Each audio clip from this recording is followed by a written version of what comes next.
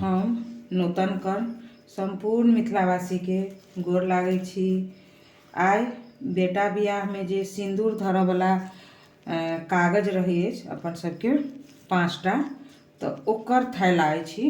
सिंदूर धरऽ वाला 5टा थैला पुड़िया जे रहै छै से पुड़िया अहाँ सब की करबै, या एहिमे चेन लागल छै, एहिके भीतर धऽ कऽ पुड़िया एहिके भीतर धऽ देबै और ई चेन बंद कऽ देबै। एहिसँ की हैत, अहाँके सिंदूर जे कनिको एम्हर एम्हर रहै छै से नहीं गिरतै और जिनकर विवाह हेतै उ सब एहि थैला सहिते अपन 5 पुड़िया के राखि सकै छथिन।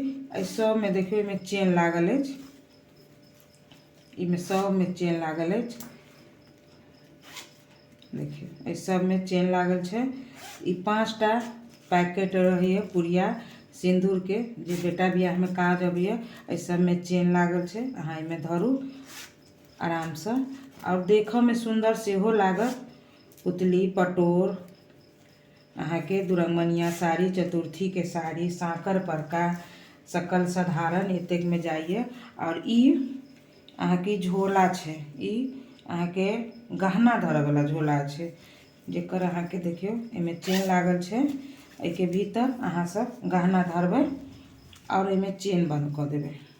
मरबा पर अहाँ के ई एना के जे पसारि के देबै, देखैत सुंदर लागत और एकटा सेफ्टी सेहो भऽ गेलै जे एहि के पैकेट में ई धैल छै। ई झोला भऽ गेल अहाँ के गहना धरऽ वाला, दुनू साइड देखियौ अहाँ सब।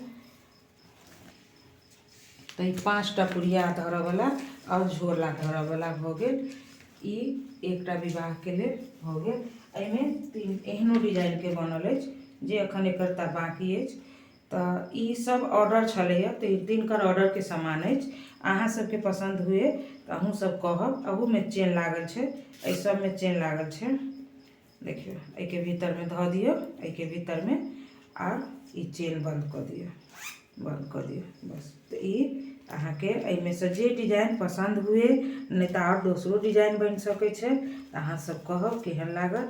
जँ नीक लागल हुए तो लाइक कमेंट करब, शेयर करब और सब गोटा से आग्रह करब जँ अहाँ सबके चाही तो हमरा से संपर्क करब। गोर लागै छी सब गोटा के।